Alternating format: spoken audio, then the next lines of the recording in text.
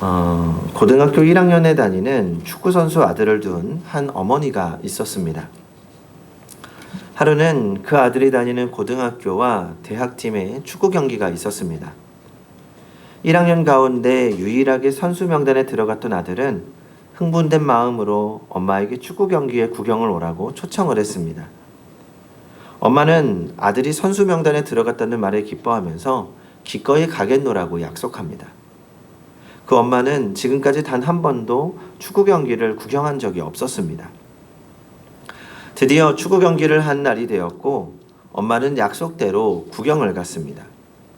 선수 명단에는 올랐지만 아들은 경기에 뛰지는 않았습니다. 이 벤치에 후보 선수로 앉아 있었을 뿐입니다. 경기가 끝나자 엄마는 아들을 태우고 가기 위해서 탈의실 밖에서 기다리고 있었습니다. 옷을 갈아입고 나온 아들이 엄마에게 물었습니다. 엄마, 경기 어땠어? 우리 팀이 멋지게 골을 넣는 장면 봤어? 우리 팀의 수비가 철통 같은 것도 봤지? 그러자 엄마가 대답했습니다. 그럼 잘 봤지. 넌 정말 훌륭했어. 넌 선수 가운데 가장 멋있었고 눈에 띄었었어. 너의 그런 모습이 나는 무척 자랑스러웠단다. 경기가 진행되는 동안 넌 11번 양말을 무릎까지 끌어올렸고 땀을 얼마나 많이 흘렸는지 8번이나 물을 마셨고 얼굴에 2번이나 물을 뿌리기도 했지. 난 또 네가 19번 선수와 5번 선수, 90번 선수가 교체되어서 경기장 밖으로 나올 때 그들의 등을 두드려주는 것이 마음에 무척 들었단다. 아들이 물었습니다. 아니 엄마 어떻게 그런 걸 다 알고 있어요? 그리고 내가 어떻게 훌륭하다고 말할 수 있죠? 난 내내 후보 선수로만 있었고 경기장에는 한 번도 들어가지 못했는데. 그러자 엄마가 미소를 지으면서 아들을 꼭 껴안아 주었습니다. 아들, 난 축구 경기에 대해서는 아무것도 몰라. 내가 여기에 온 건 축구를 보기 위해서가 아니야. 난 너를 보려고 여기에 온 거야. 엄마에게 아들은 유명한 축구 선수가 아니어도 좋습니다. 그저 내 아들이라는 사실 때문에 소중합니다. 스타 선수처럼 사람들의 갈채를 받지 않아도 엄마는 자기 아들의 행동 하나하나에 박수 갈채를 보냅니다. 그리고 아들의 일거수일투족을 세심하게 살핍니다. 왜요? 엄마이기 때문입니다. 오늘 본문에서도 이 어머니와 같은 마음으로 우리를 바라보시는 하나님에 대한 표현이 등장합니다. 30절입니다. 너희에게는 머리털까지 다 세신 바 되었더니. 우리에게 모든 관심을 기울이시는 하나님, 우리에 대하여 모든 것을 아시고 또 알기 원하시는 하나님의 마음이 나타납니다. 그리고 예수님은 그 하나님께서 우리를 얼마나 귀하게 여기시는지도 같이 말씀하십니다. 29절입니다. 참새 2마리가 한 아사리온에 팔리지 않느냐? 그러나 너희 아버지께서 허락하지 아니하시면 그 하나도 땅에 떨어지지 아니하리라. 너희는 많은 참새보다 귀하다라고 말씀하십니다.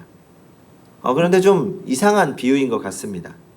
그러니까 새에다가 비유하려면 기왕이면 새들의 제왕이라고 불리는 독수리보다 귀하다고 말씀하시면 좀 더 나을 것 같습니다. 너희는 새들의 제왕 독수리보다 귀하다. 그런데 하필이면 새 중에서 가장 흔하고 가장 천대받는 참새에 비교하고 있습니다. 참새가 얼마나 흔하고 보잘것없는지는 오늘 본문에서도 잘 보여집니다. 29절에 이렇게 말씀하죠. 참새 2마리가 한 아사리온에 팔리지 않느냐. 이 아사리온은 로마의 화폐 단위 가운데 가장 작은 돈입니다. 그러니까 노동자의 하루 품삯에 해당하는 데나리온의 16분의 1밖에 되지 않습니다. 참새 2마리가 그렇게 작은 돈에 팔려고 하고 있다는 것은 참새가 그만큼 흔하고 가치가 없다는 뜻이죠. 또 누가복음 12장 6절을 보면 더 재미있는 표현이 있습니다. 참새 5이 아사리온 2에 팔리는 것이 아니냐. 그러니까 오늘 본문에는 아사리온이라는 동전 하나에 참새 2마리라고 했는데 누가복음에는 아사리온 2에 참새 5마리라는 겁니다. 그러니까 동전 하나에 참새가 2마리였다면 동전 2개면 참새가 4마리여야 되는데 5마리를 준다는 겁니다. 그러니까 동전 2개를 주면 하나는 덤으로 준다는 거죠. 그러니까 편의점에서 파는 2+1 같은 겁니다. 그만큼 참새는 흔하고 흔한 것이란 말입니다. 그런데 예수님께서는 왜 하필 우리를 그렇게 흔하고 가치가 없는 참새에 비유하고 계실까요? 우리를 참새에 비유하신 이유는 간단합니다. 하나님께서는 그렇게 흔하고 가치 없는 참새도 때를 따라 먹이시고 입히시고 보호해 주시는데 하나님의 자녀인 너희, 참새와 비교할 수도 없이 귀한 너희를 하나님께서 결코 버려두지 않으신다는 것입니다. 그러니까 오늘 본문의 말씀 앞을 보면 예수님께서 12제자를 파송하시면서 주신 말씀입니다. 그러니까 본문의 앞인 마태복음 10장 1절 이하를 보면 예수님께서 12명의 제자를 부르시고는 그들에게 앞으로 나가서 전도하라고 말씀하십니다. 그러면서 그들에게 여러 가지 위로와 권면의 말씀을 해주시죠. 그 말씀 가운데 하나가 오늘 본문입니다. 그러면 또 예수님께서는 왜 제자들에게 너희는 많은 참새보다 귀하다라고 말씀해 주셨을까요? 제자들이 당시에 복음을 전하러 가는 길에는 여러 가지 어려움이 있었을 것입니다. 박해를 받는 일이 생길 수도 있고 중상모략하는 사람도 있을 수 있습니다. 이 본문의 앞인 10장 17절을 보겠습니다. 사람들을 삼가라. 그들이 너희를 공회에 넘겨주겠고 그들의 회당에서 채찍질하리라. 사람들에게 미움을 받고 채찍질 당할 수도 있다는 것입니다. 또 25절입니다. 집주인을 바알세불이라 하였거든 하물며 그 집 사람들이랴. 예수님을 향한 중산모략이 난무했던 것처럼 예수님의 제자들에게도 그런 비방이 끊임없이 들릴 것이란 말입니다. 그래서 오늘 본문 28절에서도 이렇게 말씀하십니다. 몸은 죽여도 영혼은 능히 죽이지 못하는 자들을 두려워하지 말라. 그러니까 박해받거나 비방하는 사람들이 두려울 이유가 없다는 것입니다. 두려워한다면 하나님만 두려워해야지 사람은 두려워할 필요가 없다는 것이죠. 왜 우리가 사람을 두려워할 필요가 없습니까? 하나님께서 지켜주시기 때문입니다. 우리를 지켜주시는 하나님이 어떤 하나님이십니까? 우리의 머리털까지도 다 세신 분이십니다. 우리를 너무 사랑하시는 분이십니다. 가장 하찮게 여기는 참새조차도 보호하시는 하나님이십니다.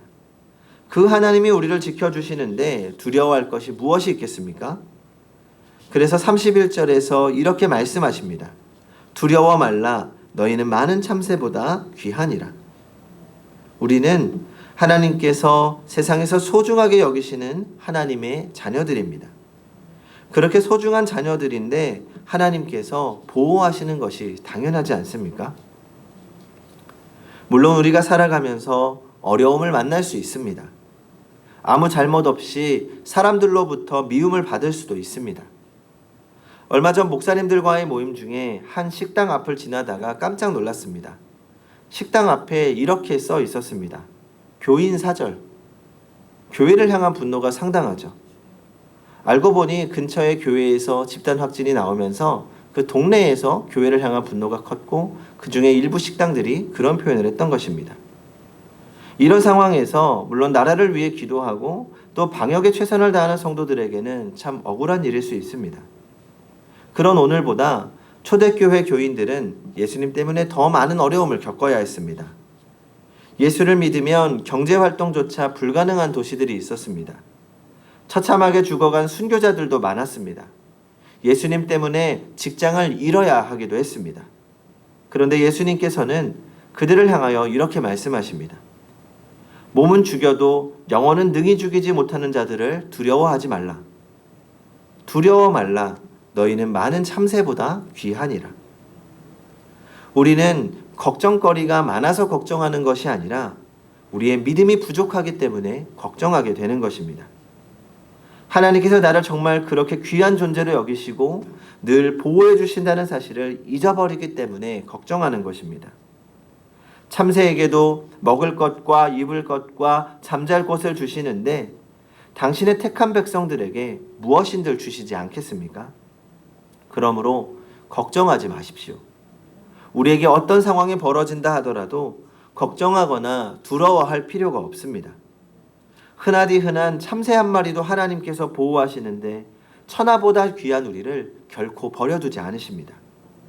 하나님께서는 우리를 그 무엇과도 바꾸지 않으실 만큼 귀한 존재로 여기십니다. 비록 오늘을 살아가는 우리의 삶이 그 길이 사망의 음침한 골짜기와 같다 하더라도 하나님께서는 당신의 막대기와 지팡이로 우리를 보호해 주십니다. 우리가 하나님을 잊어버리고 내 마음대로 고집하며 갈 때에도 하나님은 여전히 우리를 바라보시며 우리를 악한 세력으로부터 보호하십니다. 때로는 깊은 절망 같은 자리에 있을지라도 하나님은 결코 우리를 잊어버린 것이 아닙니다. 우리와 늘 함께 하시며 우리에게 하나님의 더 큰 뜻을 전하고 계십니다. 장로님 한 분이 평생 동안 아주 검소하게 사시면서 돈을 모았습니다. 이 장로님은 신발 가게를 하시고 부인 집사님은 미용실을 하시면서 알뜰살뜰하게 모았습니다. 돈을 모은 이유는 교회당을 새로 건축해야 되는데 교인들 가운데 돈 있는 사람이 없으니까 아무래도 자신이 많은 부분을 감당해야겠다고 생각하신 겁니다. 그래서 작은 가게를 운영하면서 조금씩 모일 때마다 은행 주식을 샀습니다. 은행은 망하지 않을 거라고 생각하고 조금씩 모은 돈이 2억이나 가까이 되었습니다. 당시 2억이니까 지금으로 따지면 훨씬 큰 금액입니다. 그런데 IMF가 터지면서 그 은행이 파산하고 말았습니다. 2억 가까이 되도록 모은 은행 주식이 휴지 조각이 되고 말았습니다. 한동안 장로님은 깊은 시름에 빠졌습니다. 내가 정말 평생 모은 돈인데, 더구나 하나님의 전을 건축하겠다고 모은 돈인데 어떻게 하루아침에 휴지 조각이 될 수 있는지 이해할 수가 없었습니다. 그러다가 기도하던 중에 하나님의 뜻을 깨닫게 됩니다. 나중에 그 장로님께서 이렇게 고백하더랍니다.